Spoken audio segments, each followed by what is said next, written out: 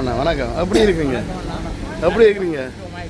தொடர்ச்சியாக நீங்களோட பணி இந்த கோயிலில் இடம் பெற்றுக்கின்றது. நன்றி நன்றி. உங்களோட பணி தொடரட்டும்.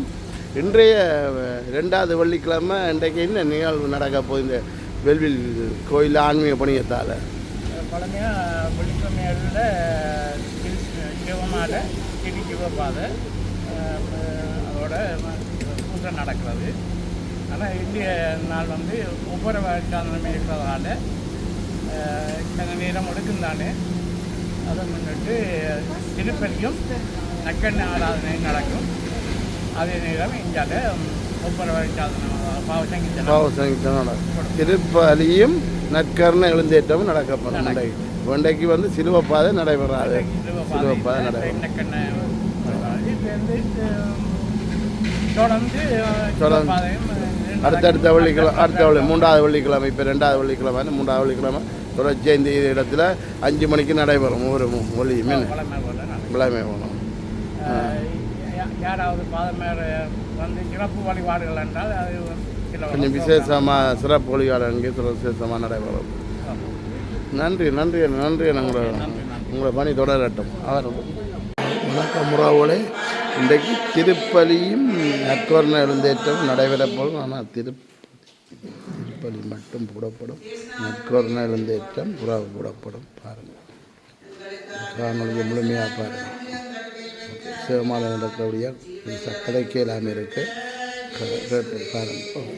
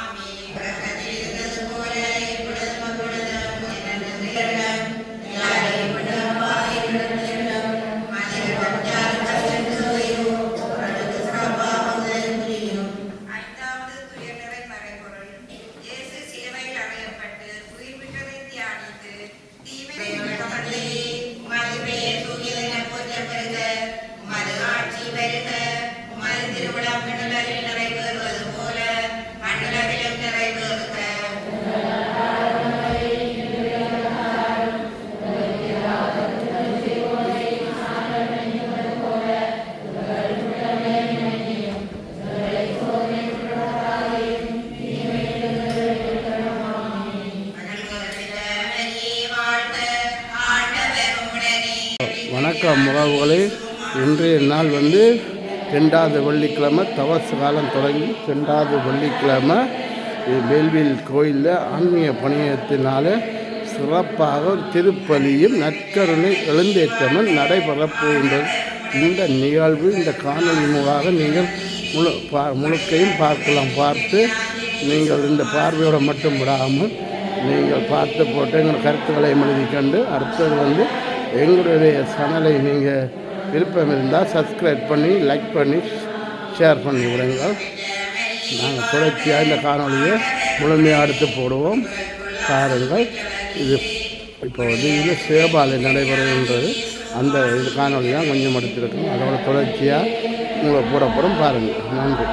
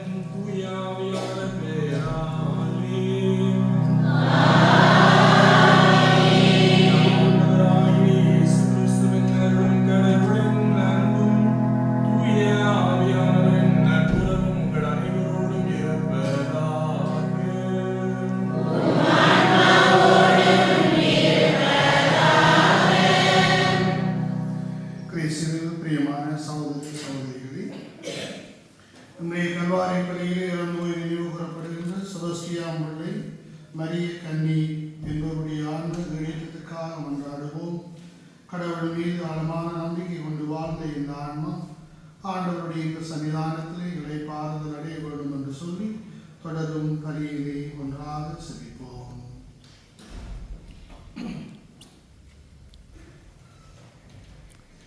மௌனமாக நம்முடைய தனிப்பட்ட குடும்ப கருத்துக்களை ஆண்டவரிடம் அன்னை வழியாக ஒப்புக்கொள்வோம்.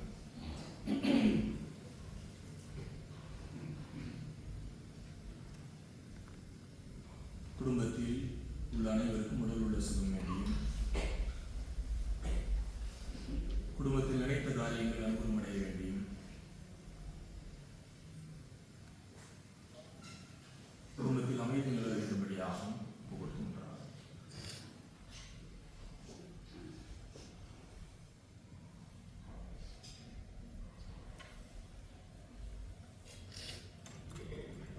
எல்லாம் நல்ல இறைவனிடம்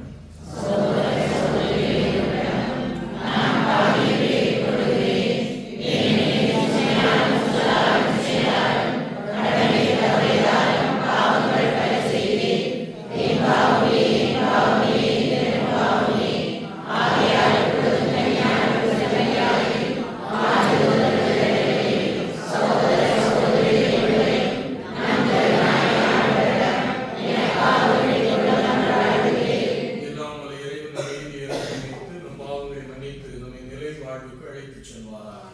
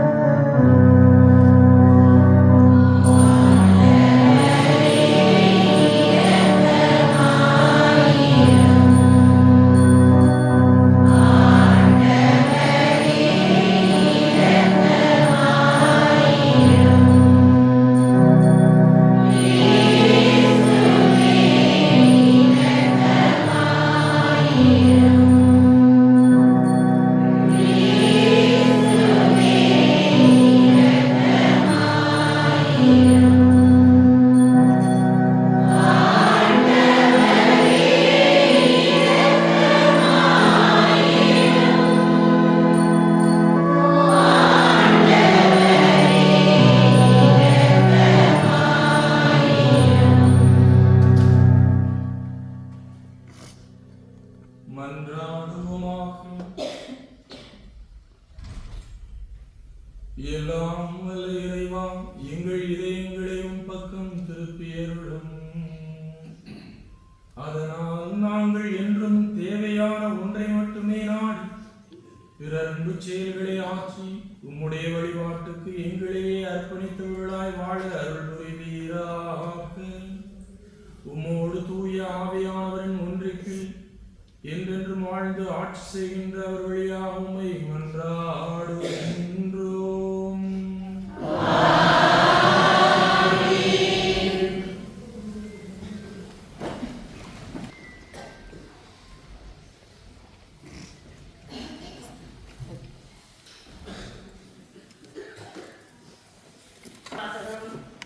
தீயவரின் சாவையா நான் விரும்புகின்றேன், அவர்கள் தம் வழியிலிருந்து திருப்பி வாழ வேண்டும் என்பதன்றோ என் விருப்பம். இறைவாக்கினர் எசேக்கியேல் 3 வாசகம், அதிகாரம் 18, இறை வசனங்கள் 21-28 முடிய. ஆண்டவர் கூறுவது, தீயவரோ தாம் செய்த பாவங்கள் அனைத்தையும் விட்டு மனம் மாறி என் நியமங்கள் அனைத்தையும் கைக்கொண்டு நீதியையும் நேர்மையையும் கடைபிடித்தால் அவர்கள் வாழ்வது உறுதி. அவர்கள் சாவார். அவர்கள் இழைத்த தவறுகள் அனைத்தும் அவர்களுக்கு எதிராக நினைக்கப்பட மாட்டார். அவர்கள் கடைபிடித்த நேர்மையின் பொருட்டு அவர்கள் வாழ்வர். உண்மையில் பொல்லாரின் சாவையா நான் விரும்புகின்றேன், அவர்கள் தம் வழிகளில் நின்று திரும்பி வாழ வேண்டும் என்பது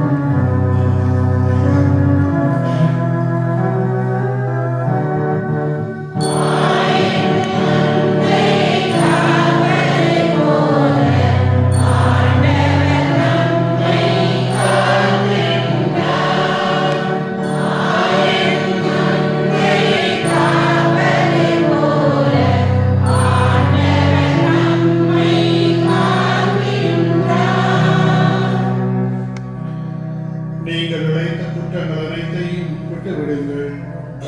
புதிய இதயத்தையும் புனித மனதையும் நீங்கள் பெற்றுக்கொள்ளுங்கள் என்கின்றார் ஆண்டவர்.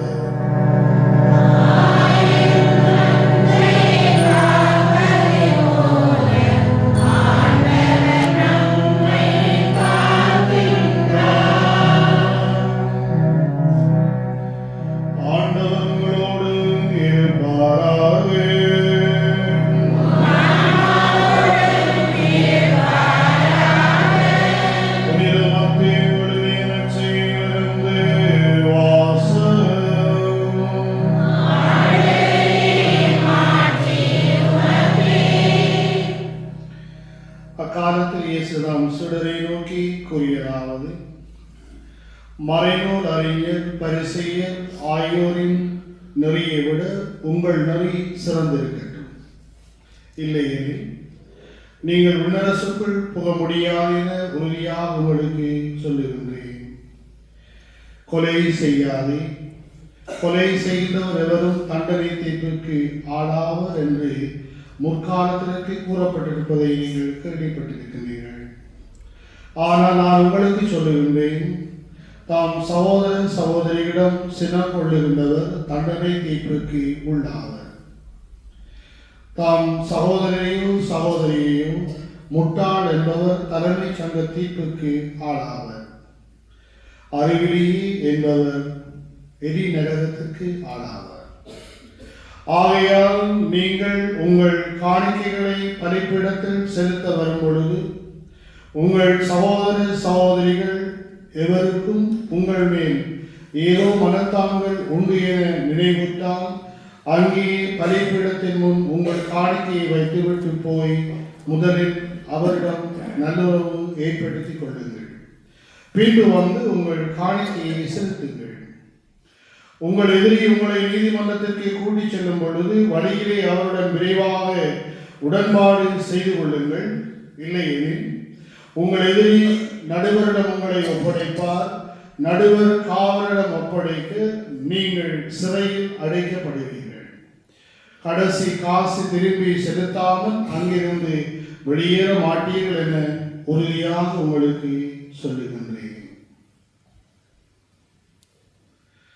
இது கிறிஸ்து வழங்கும் நற்செய்தி.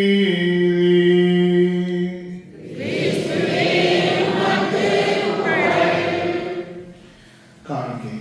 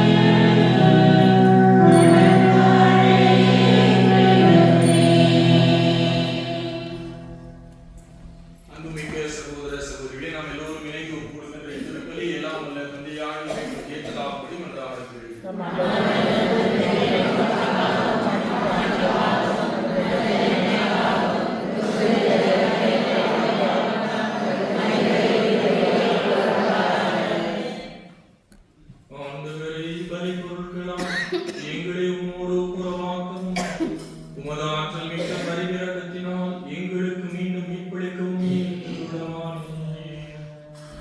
அதனால் நீர் இவற்றை கனிவுடன் ஏற்றுள்வீராக. நாங்கள் என்று உமது அன்பில் வாழவும் அருள் புரிவீராக. எங்கள் ஆண்டவராகிய கிறிஸ்து வழியாக உம்மை மன்றாடுகின்றோம்.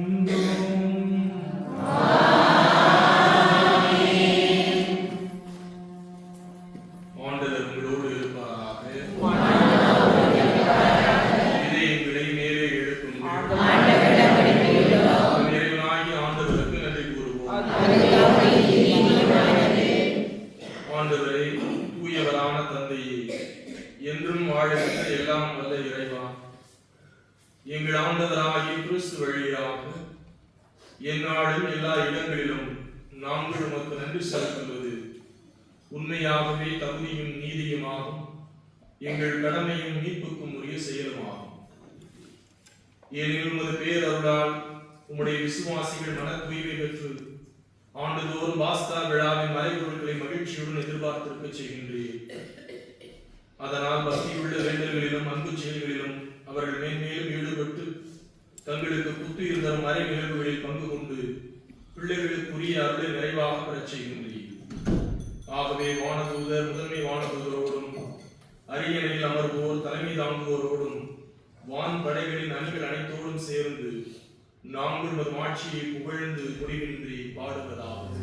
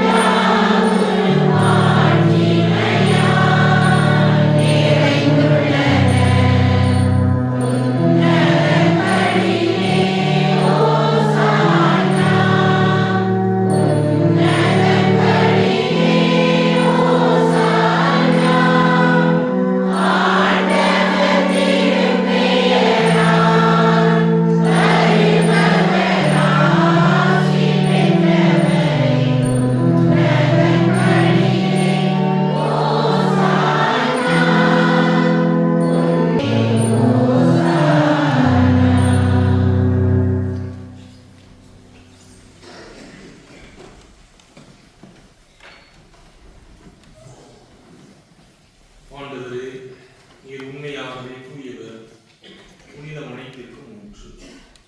ஆகவே உம்முடைய ஆவியை பொழிந்து இக்காணிக்கைகளை தூய்மைப்படுத்த வேண்டும் என மன்றாடுகிறோம். இவ்வாறு எங்கள் ஆண்டவர் இயேசு கிறிஸ்துவின் உடலும் இரத்தமுமாக எங்களுக்கு மாறுவதாக. அவர் பாடுபட உடன்படிந்து தம்மை கையளித்த போது அப்பத்தை எடுத்து உமக்கு நன்றி செலுத்தி அதை விட்டு தம் சீடர்களுக்கு கொடுத்து அவர் கூறியதாவது: அனைவரும் இதிலிருந்து பெற்று உண்ணுங்கள், ஏனெனில் இது உங்களுக்காக கையளிக்கப்படும் என் உடல்.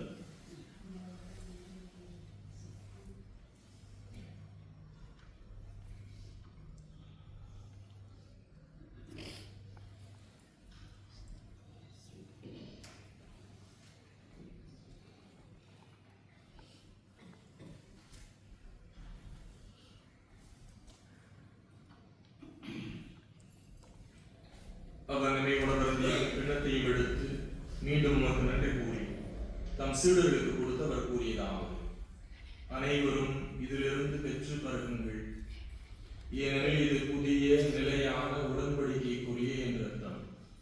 இது பாவ மன்னிப்புக்கென்று உங்களுக்காகவும் எல்லாருக்காகவும் சிந்தப்படும். இதை என் நினைவாக செய்யுங்கள்.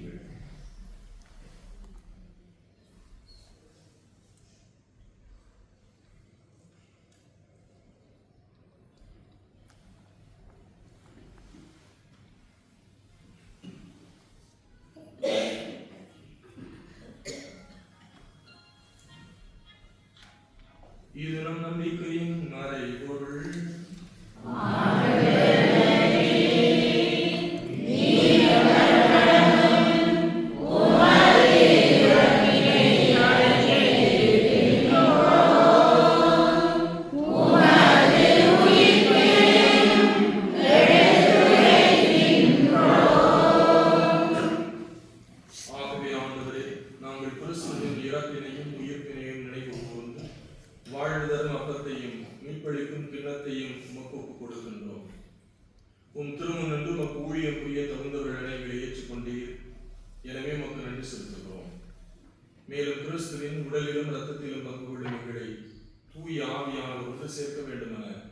தாழ்மையுடன் மன்றாடுகிறோம். ஆண்டவரே, உலகெங்கும் பரவி இருக்கும் அதை திரு அவையை நினைவு கூர்ந்தரிடம் எங்கள் திருத்தந்தை 14ஆம் லியோ, எங்கள் ஆயர் லோரன், எல்லா திருநிலை நாயகரோடு உமது திரு அவை அன்பில் நிறைவு பெற செய்தரிடம். இன்றைய நாளிலே இறந்து போய் நினைவு கூறப்படுகின்ற செபஸ்டியான் பிள்ளை மரிய கன்னி என்பவருடைய ஆன்ம ஈடேற்றத்திற்காக மன்றாடுவோம். ஆண்டவரை உயிர்த்தெழுகின்ற இருநோக்குடன் துயில்கொள்ளும் எங்கள் சகோதர சகோதரிகளையும் இறந்தோர் அனைவரையும் இரக்கத்துடன் நினைவு கூர்ந்து உமது திருமுக ஒளியினுள் ஏற்றலும் எங்கள் அனைவர் மீதும் இரக்கமாயும். கடவுளின் கன்னி தாயான புனித மரியாள், அவருடைய கணவரான புனித யோசேப்பு, புனித திருத்தூதர்கள், இவ்வுலகில் உமக்கு உகந்தவராயிருந்தோர் ஆகிய புனிதர்களுடன் நாம் நிலையான வாழ்வில் பங்கு பெற்று உம் திருமகன் இயேசு கிறிஸ்து வழியாக உம்மை புகழ்ந்தேற்ற வரவருட உம்மை மன்றாடுகின்றோம்.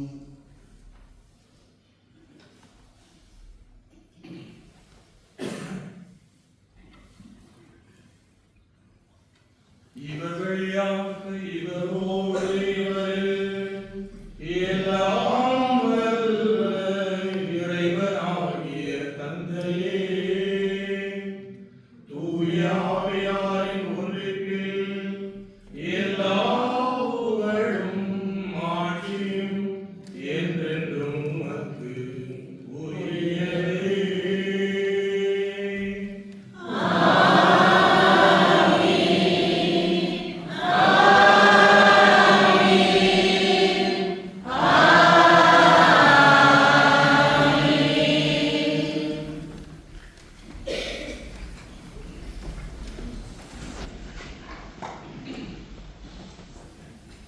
ஆண்டவர் நம் தந்தை, நாம் அவருடைய பிள்ளைகள் என்ற உரிமையோடு உணர்வோடும் அவர் கற்றுக்கொள்வார் என்றார்.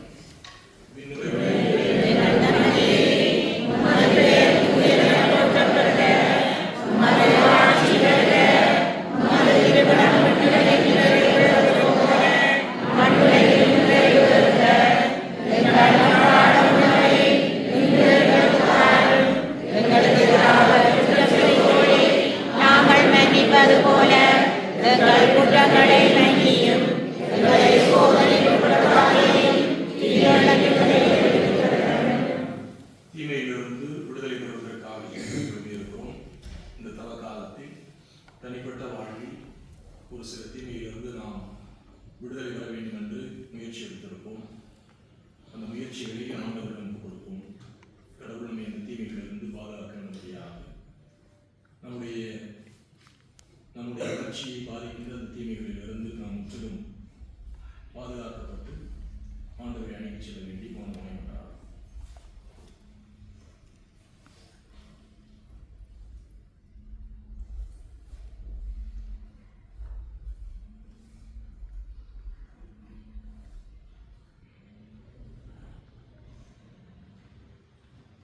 உலகம் தரையில்லாத அமைதியை உங்களுக்கு தருகிறேன் என்று சொன்ன ஆண்டவரிடம் நம்முடைய குடும்பங்களில் அமைதிக்காக மன்றாடுவோம்.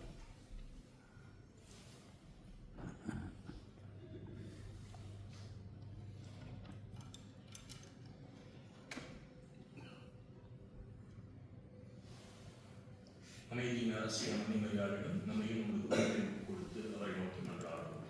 அவர் நிறைந்த மரியே வாழ்க.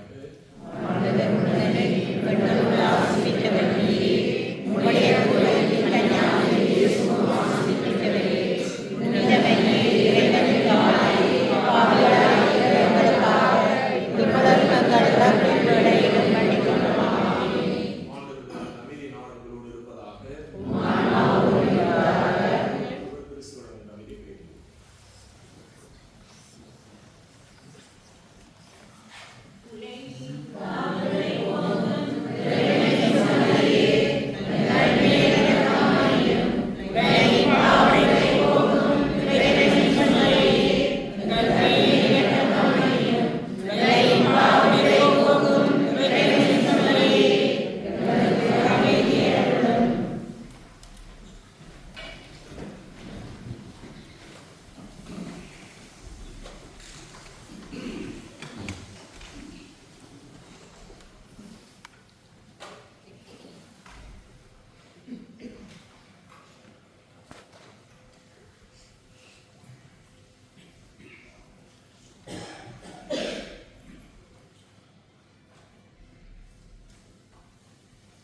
இதோ இறைவனின் செம்மறி, இவரை உலகின் பாவங்களை போக்குகிறவர். இச்செம்மறியின் திருவந்தர்களை பெற்று நாம் எல்லோருமே பேர் பெற்றோம்.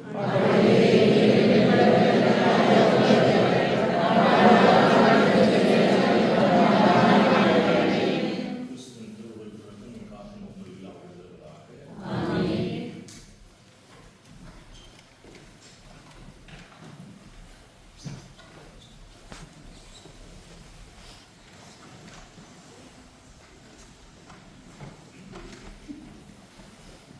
பாடல் இலக்கம் 505.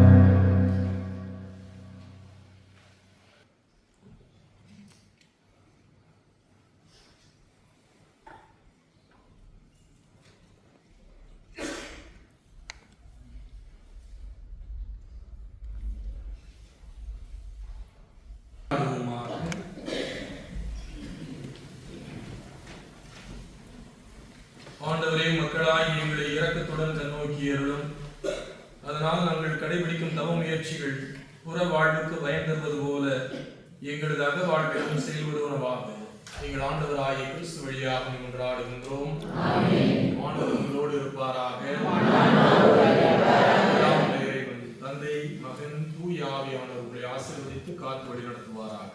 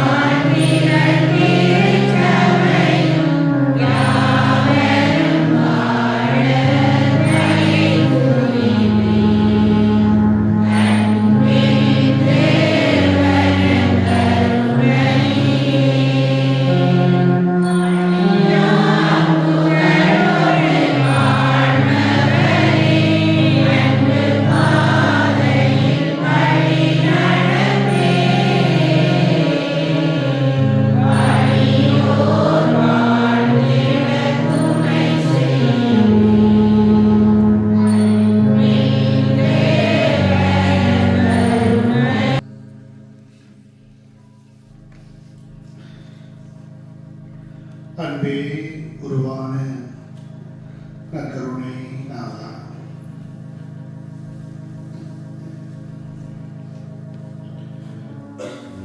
உம்முடைய தெய்வீக வல்லமையுள்ள தரிசனத்திலே நாங்கள் வீட்டிருக்க பாக்கியம் பெற்றோம்.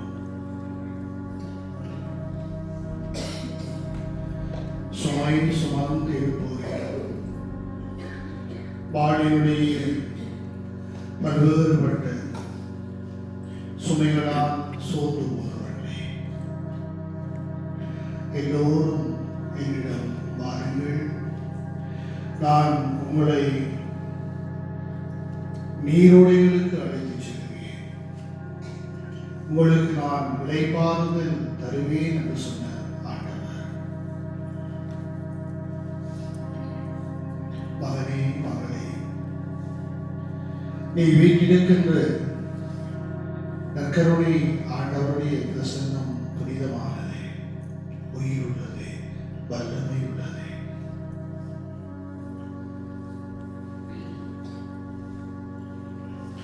ஆண்டவருடைய நற்கருணை ஆண்டவருடைய பிரசன்னத்தின் முன்பாக வீட்டிருக்கின்ற பொழுது இனம் புரியாத ஒரு விதமான அமைதி, மனித அறிவால் புரிந்து கொள்ள முடியாத ஒரு மகிழ்ச்சி. ஆண்டவருடைய வார்த்தையை சொல்லுவது போன்று இந்த உலகம் தர முடியாத அமைதி, அது ஆண்டவருடைய பிரசன்னம். நானுமே பல கவலைகள், துன்பங்கள், இந்த மனித வாணியினுடைய ஓட்டத்திலே சந்திக்கக்கூடிய ஏமாற்றங்கள், கவலைகள், துன்பங்கள், கண்ணீர்கள் எல்லாவற்றோடும் ஆண்டவருடைய பிரசன்னத்திலே வந்திருக்கின்றான். நீ எதை குறித்தும் அஞ்சாதே, முழுவதுமாக நீ ஆண்டவருடைய பிரசன்னத்திலே உன்னை ஒப்புக்கொடு. இயேசுவா, உடைந்த உள்ளத்தோடு நான்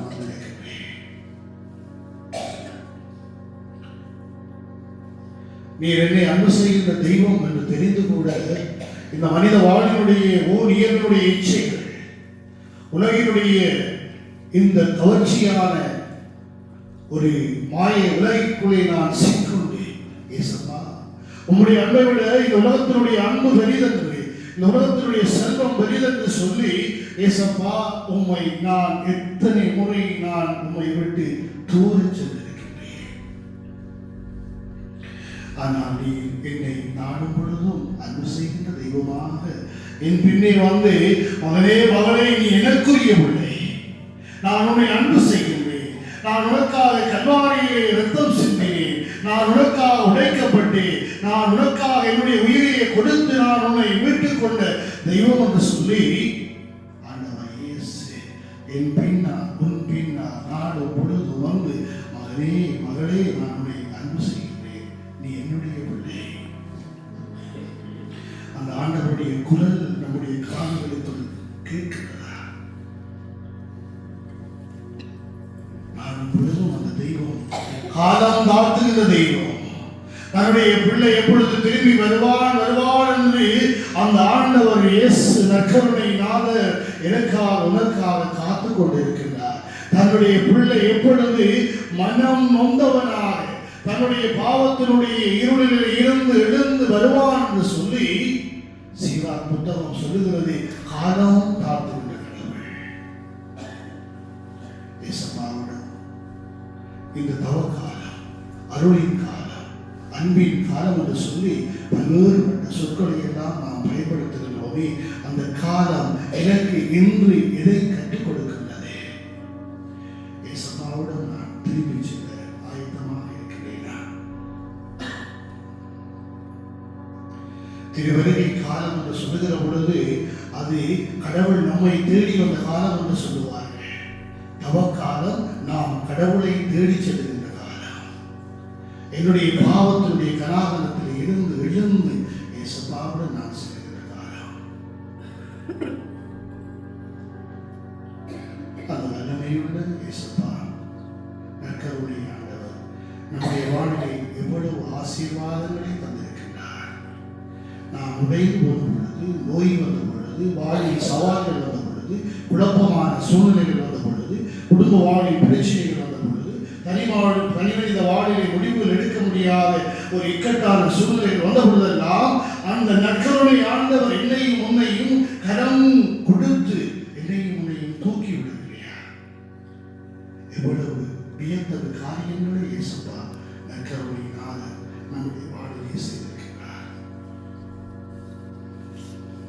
உள்ளத்திலே நன்றியோடு இயேசுவே நீர் ஆராதனைக்கு நன்றிக்கு புகழ்ச்சிக்குரிய தெய்வம் என்று சொல்லி நாம் அனைவரும் ஒன்றாக இணைந்து இயேசுவை ஆராதனை நாயகன் நீரே என்ற பாடல் 7வது பாடல் அனைவரும் எழுந்து நின்று இயேசுவை புகழ்ந்து ஆராதனை செய்வோம்.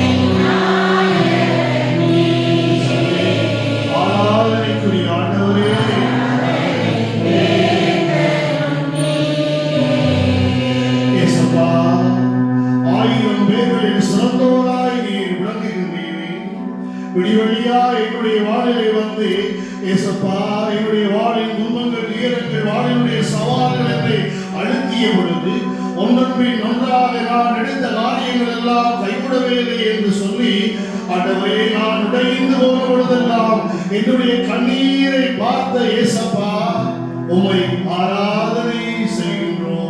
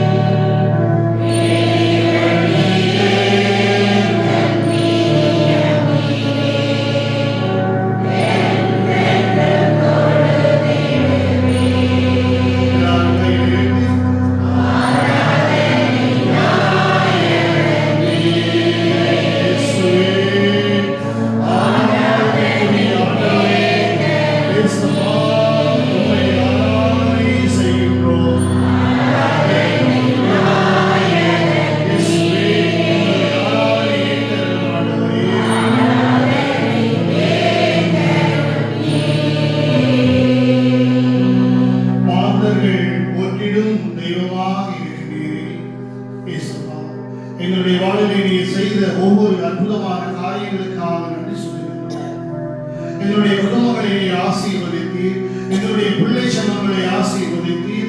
ஆண்டவரே, எங்களுடைய குடும்ப வாழ்வு எவ்வாறு நகர்ந்தோம் என்று சொல்லி வாழ்விலே நாங்கள் சோர்ந்து போய் நொறுங்குண்டவர்களாக வாழ்ந்த பொழுது இயேசப்பா எங்களை நீர் கரம் பற்றினீர், எங்களோடு கூடவே வழி நடக்கின்றீரே. உமக்கு ஆராதனை செய்கின்றோம்.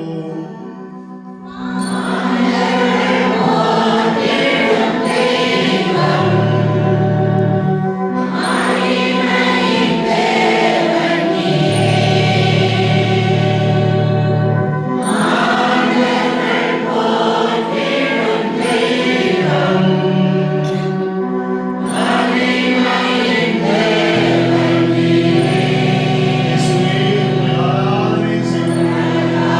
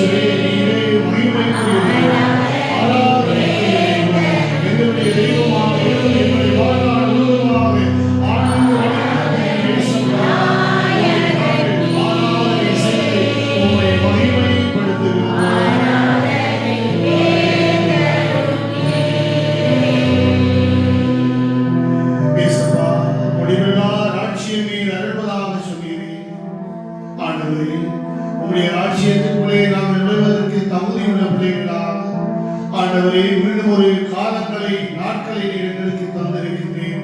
மனமாறி தூய உள்ளத்தோடு இயேசப்பா உம்முடைய பிரசன்னத்துக்குள்ளே நாங்கள் நுழைய, உம்முடைய ராஜ்யத்திற்குள்ளே நாங்கள் வர இயேசுவே நீ எங்கள் ஒவ்வொருவரையும் வழி நடத்துகிறீரே. நாங்கள் உமக்கு ஆராதனை செய்கின்றோம்.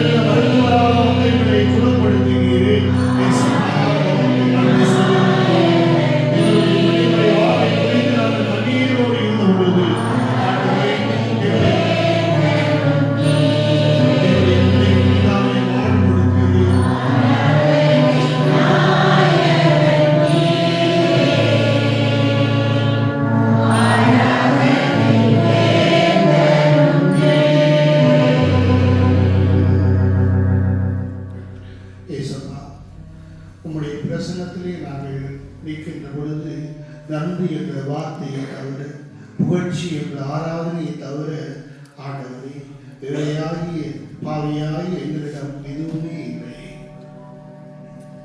கண்ணீரோடு திரும்பி வருகின்ற பிள்ளையை நீ ஒருபோதும் புறக்கணிப்பதில்லை. மனமாறி வருகின்ற பிள்ளைக்காக காத்திருக்கின்ற தெய்வம். இந்த தவக்காலத்திலே இயேசுவே உம்முடைய அன்பை நாங்கள் ஆழமாக மீண்டுமாக சுவைக்க, உம்முடைய அன்பினுடைய தாற்பயத்தை நாங்கள் புரிந்து கொள்ள நல்ல ஒரு மனமாற்றத்தை இயேசுப்பா எங்களுக்கு தாரும்.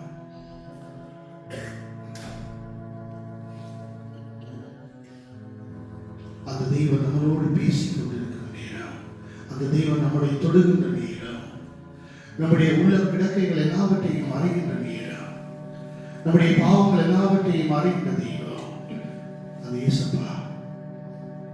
மகனே மகனே, நீ திரும்பி வர மாட்டாயா என்று காத்துக் கொண்டிருக்கிறார்.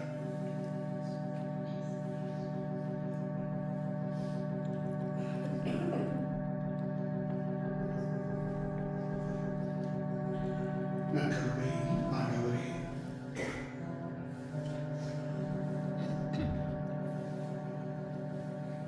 என்னை அன்பு செய்கின்ற தெய்வமே,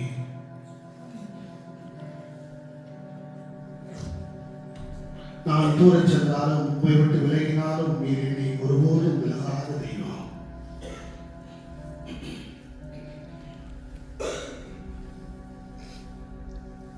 நம்முடைய வாழ்வில் எத்தனை அற்புதமான காரியங்களை நாங்கள் அனுபவித்திருக்கின்றோம். நம்முடைய கடந்த கால வாழ்க்கையை நாம் திரும்பி பார்க்கின்ற பொழுது எத்தனை வேதனைகளும் சோதனைகளும் மன உடைவுகளும் நோய்களும் துன்பங்களும் துயரங்களும் ஒன்றன் பின் ஒன்றாக எங்களை ஏதோ ஒரு வடிவில் எங்களை துரத்தி கொண்டே வருகிற பொழுது நாம் என்ன செய்வதற்கு தெரியாமல் பரிதவிக்கின்ற பொழுது நாம் செல்ல வேண்டிய ஒரே இடம் அந்த நற்கருணை ஆண்டவர். மனிதர்களை அல்ல, மனித சக்திகளை அல்ல, இந்த உலகத்தினுடைய செல்வங்கள் அல்ல, நிலையான புகழ்வுக்குரிய நம் ஆண்டவர் இயேசுவிடம் தான் நாங்கள் அடைக்கலம் தேட வேண்டும். அவரிடமே நிறைவான வாழ்வு உண்டு. தொடக்க நூலிலே நாங்கள் பார்க்கின்றோம், ஆபிரகாம் சாரா என்ற தம்பதியினருக்கு குழந்தை பாக்கியம் இல்லாத பொழுது ஆகார் வழியாக இஸ்மேல் அங்கே பிறந்த பொழுது, மீண்டும் சாராவுக்கு குழந்தை கிடைத்த பொழுது, அங்கே ஆகார் தன்னுடைய குழந்தையோடு வீட்டிலே இருந்து துரத்தப்பட்ட பொழுது அவர் பாலைவனத்திற்கு ஓடி போகின்றாள். அங்கே என்ன செய்வதென்று தெரியாமல் அந்த குழந்தை சாகும் தருவாயிலே ஆண்டவரை பார்த்து மன்றாடினாள். என்னுடைய குழந்தை சாகும் தருவாயிலே இருக்கிறாரே, வாழ்வுக்காக போராடுகிறார் என்று சொல்லி அங்கே ஆகார் கண்ணீரோடு மன்றாடிய பொழுது கடவுள் அந்த பெண்ணினுடைய கண்ணீரை பார்த்தார், அவமானத்தை துடைத்தார். நம்முடைய வாழ்விலும் எத்தனை அவமானங்கள் பல்வேறுபட்ட வடிவுகளிலே நம்மை தாக்கி இருக்கின்றன. தானியை புத்தகத்திலே பார்க்கின்றோம், சூசனா என்ற பெண்ணை பார்க்கின்றோம். எதுவுமே பாவம் செய்யாதவள் அங்கே பல்வேறுபட்ட குற்றச்சாட்டுகளுக்கு உள்ளாக்கப்பட்டு இருந்த பொழுது அங்கே கடவுள் சூசனாவனுடைய கண்ணீரை துடைப்பதை நாம் பார்க்கின்றோம், அவமானத்தை போக்குவதை நாம் பார்க்கின்றோம். நம்முடைய வாழ்விலும் பல நம்மை பற்றி இல்லாத பொல்லாத பேச்சுக்கள், பல்வேறுபட்ட கவலைகளாலே உடைந்து போய் கணவன் மனைவி பிள்ளைகள் என்று சொல்லி குடும்பங்களிலே பல சவால்கள் சிக்கல் எல்லாம் வந்த பொழுது நாங்கள் உடைந்து போய் அவமானப்பட்டு நொறுங்குண்டவர்களாக யாரிடம் எதையும் சொல்ல முடியாது என்று சொல்லி கண்ணீரோடு இருக்கிற பொழுதெல்லாம் நாங்கள் தேடி செல்ல வேண்டியது ஏசப்பாவிடமே. யாரும் இல்லை என்று கலக்காதே, உனக்காக ஒரு தெய்வம், உன்னை குறித்து கவலைப்படுகின்ற ஒரு தெய்வம் என்றால் அதை ஏசப்பா மட்டுமே. அந்த நற்கருணை ஆண்டவர் மட்டுமே உன்னை குறித்து கவலையோடு இருக்கின்றவர், அக்கறையோடு இருக்கின்றவர். அந்த தெய்வத்தை பார்த்து ஏசப்பா யாரும் இல்லை என்று கலங்குகிற பொழுது நீரே எனக்கு எல்லாமாக இருக்கும் என்று சொல்லி பாடல் இலக்கம் 60 யாரும் இல்லை இயேசுவை உம்மை தவிர எனக்கு யாரும் இல்லை என்று பாடுவோம்.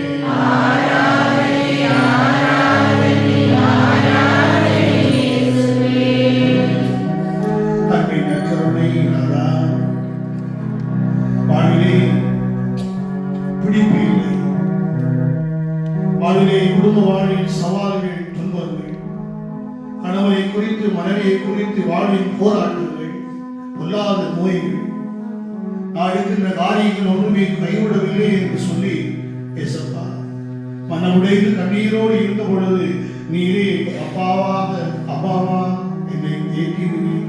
இயேசுவே உமக்கு ஆராதனையும் புகழ்ச்சியும்.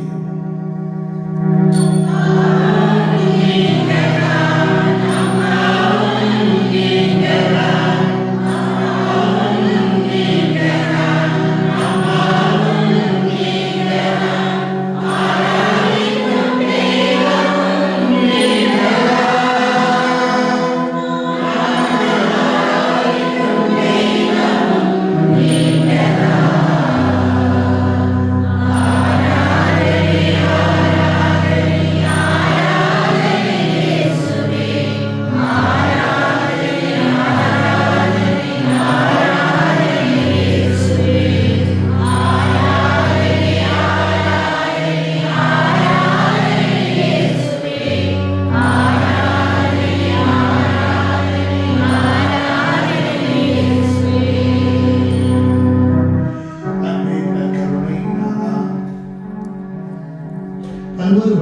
நோய்கள்.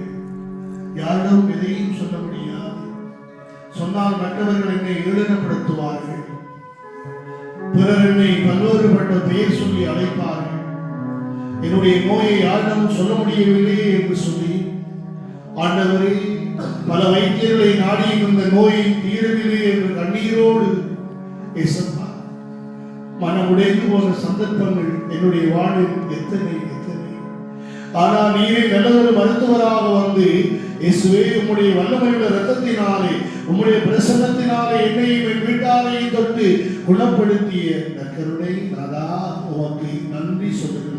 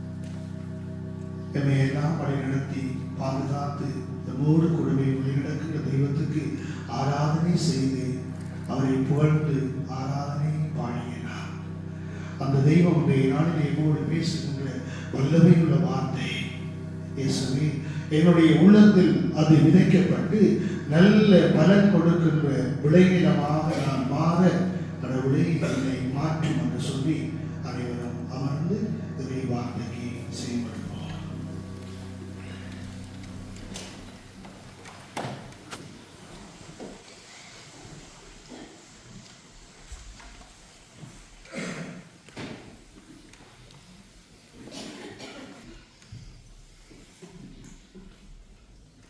இறைவாக்கினர் யோனா புத்தகத்திலிருந்து வாசகம். யோனா அந்த மீன் வயிற்றில் இருந்தவாறு தம் கடவுளாகிய ஆண்டவரிடம் இவ்வாறு மன்றாடினார்.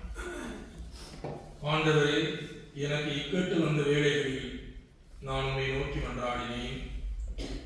நீர் என் மன்றாட்டுக்கு செவிசாய்த்தீர். பாதாளத்தின் நடுவிலிருந்து உம்மை நோக்கி கதறினேன். என் கூக்குரலுக்கு நீர் செவி கொடுத்தீர்.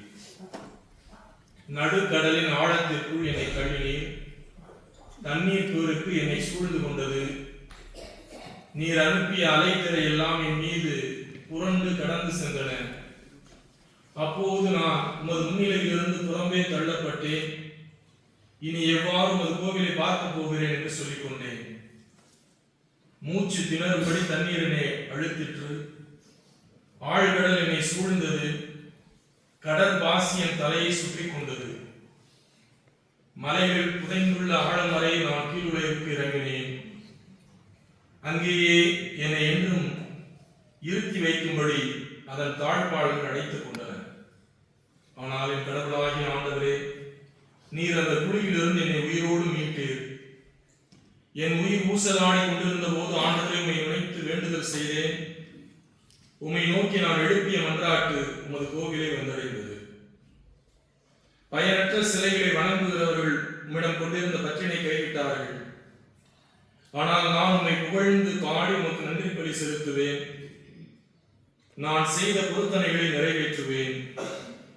மீட்பளிப்பவர் ஆண்டவரே என்று வேண்டிக் கொண்டார். இது ஆண்டவர் வழங்கும் அருள்வாக்கு.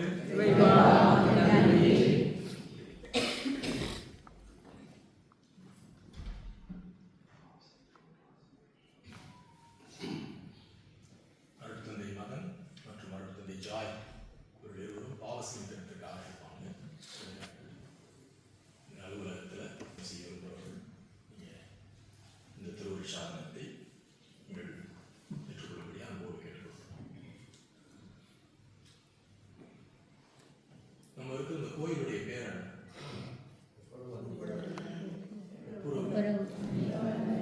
உறவு அன்னை. பிரெஞ்சில்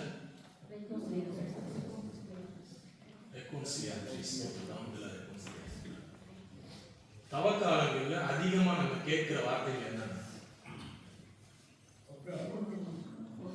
வார்த்தைகள் நம்ம அடிக்கடி கேட்கிற தவக்காலத்துல? ஒப்புரவு, மனமாற்றம், ஜபம், தவம்,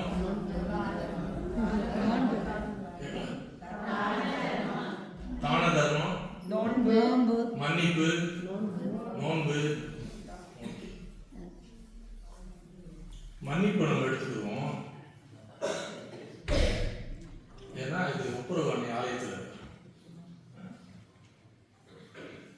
எத்தனை வருஷம் ஆனாலும் இந்த ஆலயத்தில் என்னால் மன்னிக்கவே முடியாதுன்ட்டு யாரை நம்ம நினைச்சு வச்சிருக்கோம்? வெளியே சொல்ல வேணாம், அது அவங்களுக்கே தெரியும்.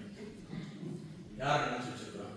யார் சொன்னாலும் மன்னிக்க மாட்டேன், கடவுளே சொன்னாலும் மன்னிக்க மாட்டேன் அப்படின்னு நம்மளுடைய வாழ்க்கையில் இருக்கிறாங்க. வாய்விட்டு சொல்ல முடியாது. கடவுளே சொன்னாலும் நான் மன்னிக்க முடியாது அப்படிங்கிறது கூட ஜெபம் தான். கடவுள் நம்மை அன்பு செய்கிறாரா? கடவுள் நம்மை பாதுகாக்கிறாரா? கடவுள் பேசுறதை கேட்கிறாரா? நம்ம சொல்றதை புரிஞ்சுக்கிறாரா? கிடையாது. நம்மை புரிந்து கொள்ளாத கடவுள் ஒருத்தர் இருக்கிறார் அப்படின்னு சொல்றவர் தான் யோனா. நான் சொல்றது உனக்கு புரிய மாட்டேங்குது அப்படின்னு யோனா சொல்றாரு. ஆண்டவர் அவர்கிட்ட இல்ல நான் சொல்றதே உனக்கு புரிய மாட்டேங்குது. 2 பேரும் சண்டை போடுறாங்க. இந்த மொத்த புஸ்தகம் 3 பக்கம் தான். நேரம் இருக்கும்போது வாசிங்க. ஏன் யோனா சொல்றது ஆண்டவருக்கு புரியல அப்படின்னு கேட்டா அதனுடைய சூழல் தெரியும். யோனாவை எந்த ஊருக்கு அனுப்புறாரு? நினிவே. யாருடைய ஊர் அப்படின்னா, நம்ம 400 ஆண்டுகள் எகிப்தில் அடிமைகளாக இருக்கிற மக்கள் ஆண்டவர் வீட்டுக்கு கொண்டு வந்து 40 வருஷம் பாலைவனத்தில் நடக்க வச்சு பாலும் தேனும் பொழிகின்ற கானான் நிலத்தில் அமர வச்சு நீதி தலைவர்கள் வழியாக வழிநடத்தியவர், சவுல் வழியாக வழிநடத்தியவர், தாவீது வழியாக வழிநடத்தியவர், சாலமோன் வழியாக வழிநடத்தியவர். சாலமோனுக்கு பிறகு அரசு 2ஆ பிரியுது. வடக்கு இஸ்ராயல், தெற்கு இஸ்ராயல். இந்த வடக்கு இஸ்ராயல் இருக்கிற வரைக்கும் நிலைத்த ஆட்சி எல்லாம் நல்லா இருக்குது. அப்படி இருக்கின்ற போது இந்த இஸ்ரேலை அடிச்சு கொண்டு போறவங்க தான் அசிரியர்கள். இந்த அசிரியர்களுடைய தலைநகரம் தான் நினிவே. இப்ப சொல்றாரு, இஸ்ரேல் இறைவாக்கினர் ஒருத்தர் பார்த்து நீ போய் அவங்களுக்கு என்னுடைய இரக்கத்தை யாருக்கு உன்னை தூக்கி போட்டு மிதிச்சவனுக்கு ஆண்டவருடைய ஆசீர்வதிப்பாருன்னு சொல்லு அப்படின்னு சொல்றாரு. இப்ப சொல்லுங்க, ஆண்டவர் புரிஞ்சுக்கிட்டாரா? புரியல. நம்மளை ஒண்ணுமில்லாம ஆக்குறவங்க, நம்ம நாசமா போகணும்னு நினைச்சவங்க, நமக்கு நல்லா தெரியுது இவனாலதான் என் குடும்பம் கெட்டு போச்சு தெரியுது, உன்னாலதான் நான் நிம்மதி இல்லாம இருக்கிறேன்னு தெரியுது. ஆனா அது ஆண்டவர் சொல்றாரு, அப்பா நீ போய் ஆண்டவர் நல்லவன்னு சொல்லு அப்படின்னு சொன்னா நீ போகலா? போக மாட்டேன். ஆண்டவர் சொன்னாலும் போக மாட்டேன். அதான் யோனா. நினிவேக்கு போனோம்னா எங்க போய் சொல்றாரு?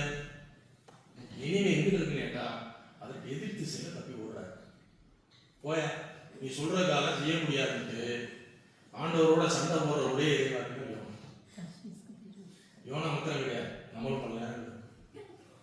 நீ என்ன சொல்றது கேட்க முடியாது அப்படின்னு போய் தப்பிச்சு என்ன நடக்குது? போனவுடனே அங்க இருக்கிற கப்பல்ல ஏறி போயிட்டு அவர் வாடி போய் படுத்து தூங்கிறார். படுத்துங்கிற பிறகு என்ன நடக்குது நமக்கு தெரியும். புயல் வருது, அலை அடிக்குது. யாரு பார்த்து காரணம் சீட்டு போட்டவங்கிட்ட அவர் எழுப்பிடுறாங்க, எதிர்றா இல்ல சாகுறாங்க, நீங்க மாத்திரம் நல்லா தூங்கி இருக்கிறீங்க கேட்டா அவர் கூட எழுந்திரிச்சு நின்று கவலைப்படாது, இதெல்லாம் நான் தான் காரணம், நீங்க சாக போற காரணம் நான் தான், அதனால வேணா என்னையை தூக்கி கடலை போட்டுருங்க அப்படின்னு சொல்றாங்க. ஆனா உடனே அந்த மற்ற கடவுளை வணங்குறது அதை ஏற்றுக்கல. இல்ல இல்ல இன்னும் அதிகமாய் கண்டுபிடித்தார்கள். ஆனா வாய்ப்பே இல்லைங்கிறதுனால திருப்பி கடவுளுக்கு உள்ள போகிறோம். இவர் யோனா போய் கடவுளை விழுந்துறாரு. விழுந்தவங்க என்ன சொல்லணும்? என்னைய வந்துட்டு நான் தான் தூக்கி போட்டேன்னா பிரேயர் சொல்லுவேன். ஆனா அவர் என்ன சொல்லுவார் கேட்டா, ஆண்டவரே நடுக்கடலின் ஆழத்தில் என்னை தள்ளி விடுவீர். யார் தலைவர்? அதனால பிரேயர் என்ன? யோனாவுடைய பிரேயர், நடுக்கடலின் ஆழத்தில் என்னை தள்ளி விட்டீர். கடவுள் எங்கேயாச்சும் தள்ளாரா? கிடையாது.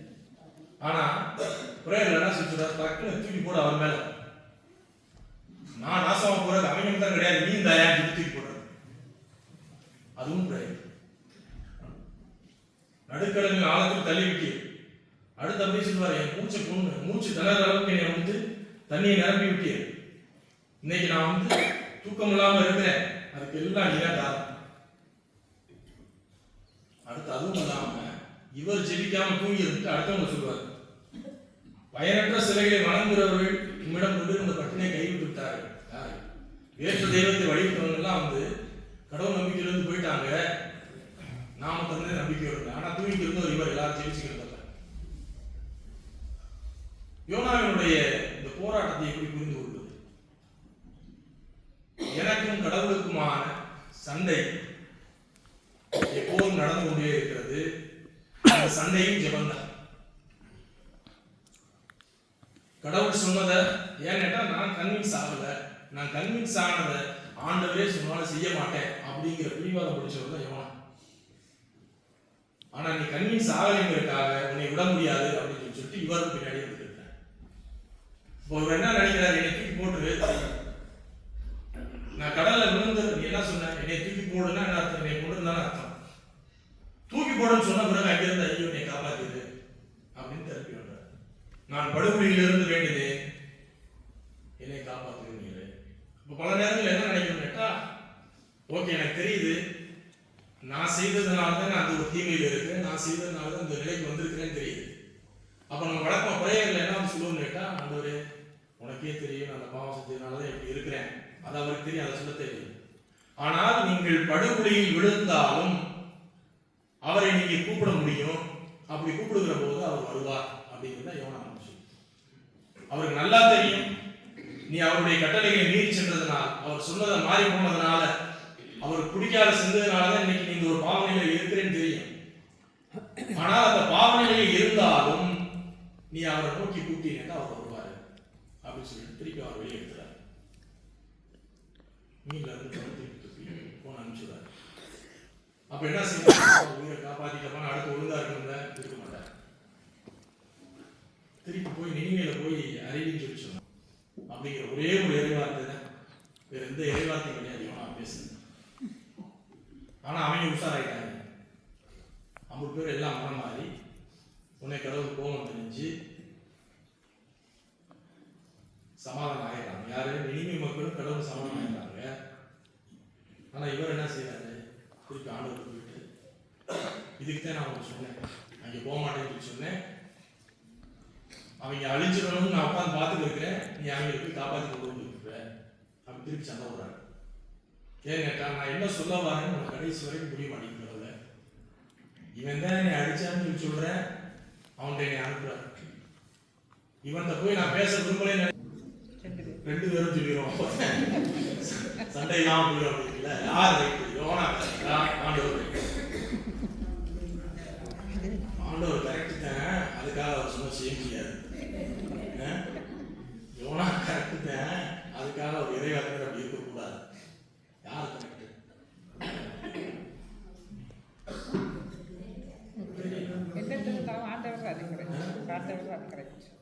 ஆண்டவர் தான் கரெக்ட். யோனா கரெக்ட்ன்ற மாதிரி இருக்கு. நான் யோனா பக்கம், ஆண்டவர் பக்கம். ஆண்டவர் தான் கரெக்ட்.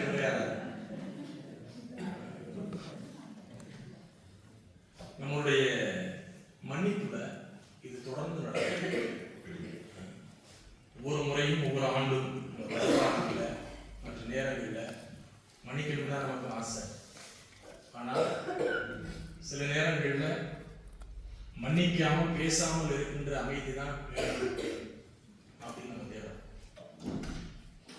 அதை அவர் புரிய வைக்க நம்ம ட்ரை பண்ணுறதில்லப்பா. எனக்கு புரியுது, அவன் செஞ்ச தப்பு தான் புரியுது. அவன் செஞ்சதை நாம் கடவுளோடு பேசுகிற வரைக்கும் நிச்சயம் அது யோனா போல நம்ம போஸ்ட் இருக்கலாம். யோனா போல அவர்கிட்ட வந்து தப்பி ஓடலாம். யோனா போல ஆண்டவர் மேலேயே குற்றத்தை தூக்கி போடலாம். நான் புரிஞ்சுக்கிற மாட்டேன், நீ சொல்றதை ஏத்துக்கிற மாட்டேன் அப்படிங்கிற சிவந்தான். ஆண்டவரே, நான் சொல்றத உன்னால புரிஞ்சுக்கிற முடியல, நீயும் கொஞ்சம் இறங்கி வரணும் அப்படின்னு அவர்கிட்ட பேசுறதும் ஜெபந்தான். இந்த நாளில் நம்முடைய புரிதலின்மையும் ஆண்டவருடைய இரக்கத்தையும் ஒப்புக் கொடுப்போம். கடவுள் நாம் எவ்வளவு தூரம் ஓடினாலும் நம்மை ஒரு நாளும் விட மாட்டார். நாம் எவ்வளவு படித்துரைத்தாலும் அதற்காக வருத்தப்பட மாட்டார். மீண்டும் அவனுடைய இரக்கத்தை நமக்கு இரக்கத்தை தர இருக்கிறார் என்ற உணர்வோடு நம்முடைய குடும்பங்களையும் நம்மால் மன்னிக்க முடியாதவர்களையும் அதனால் நம் மனதில் எழுகின்ற மன அமைதியின்மையும் ஆண்டவரிடம் ஒப்புக் கொடுப்போம். நம்மை புரிந்து கொள்ளாத, அதாவது நம் பார்வையிலிருந்து புரிந்து கொள்ளாத கடவுளிடம் நம்முடைய வழக்குகளை எடுத்து வைப்போம்.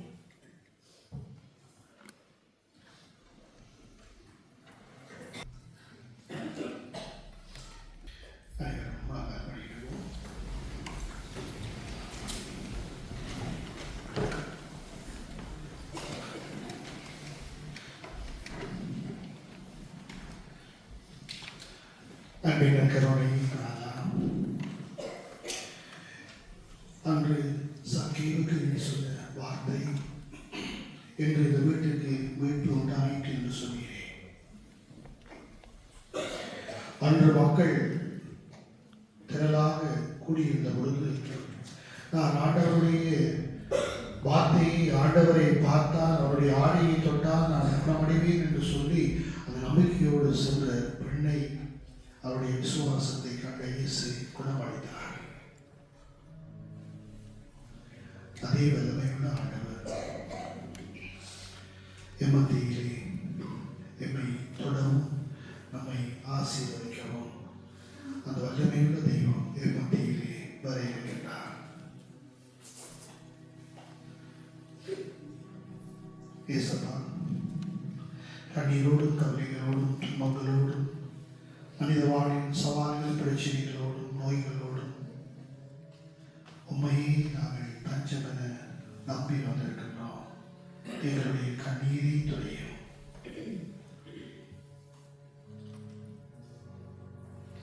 அந்த வல்லமையுள்ள ஆண்டவர் இப்பொழுது எம் மத்தியிலே வர இருக்கின்றார். குருவானவர் நற்கருணையை ஏந்தியவராக உங்கள் மத்தியிலே வருகின்ற பொழுது இயேசப்பா, துரும்பின் கண்களை உம்மை நாம் காண வேண்டும்.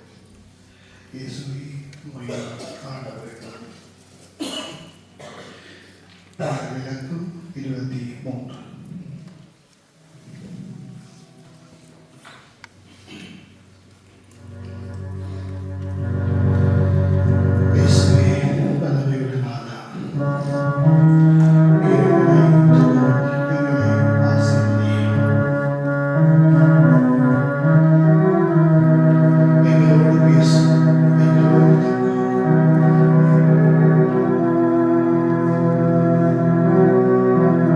Thank you.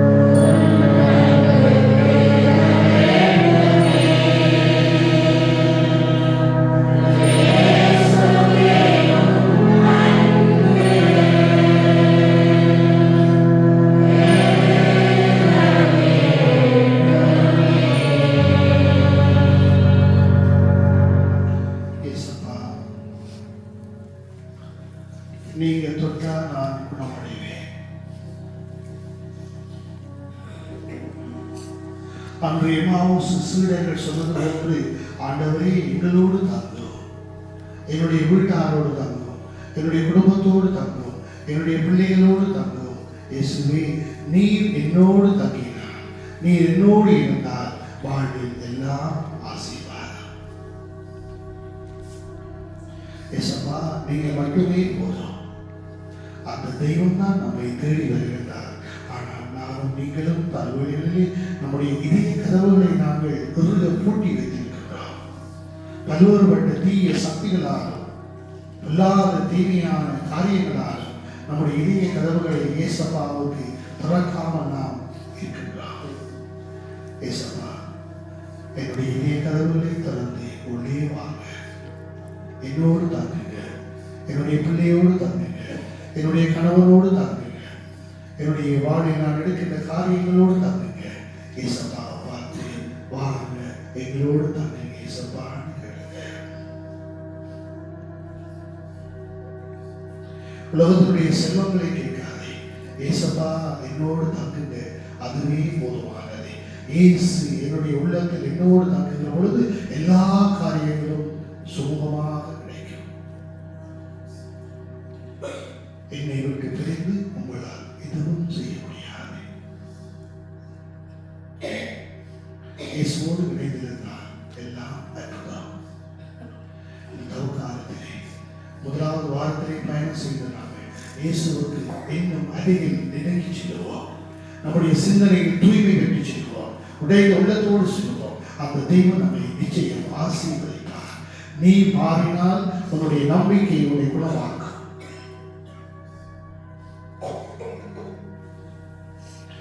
இன்று இந்த வீட்டுக்கு மேற்கொண்டாயிற்று என்று சொன்னார். என்னுடைய வீட்டுக்கும் என்னுடைய வாழ்வுக்கும் மீட்பும் அமைதியும் மகிழ்ச்சியும் கிடைப்பதாக அந்த தெய்வம் நம்மை ஆசீர்வதிக்க இப்பொழுது மாண்பிய கீதத்துக்குள் செல்வோம். Amen.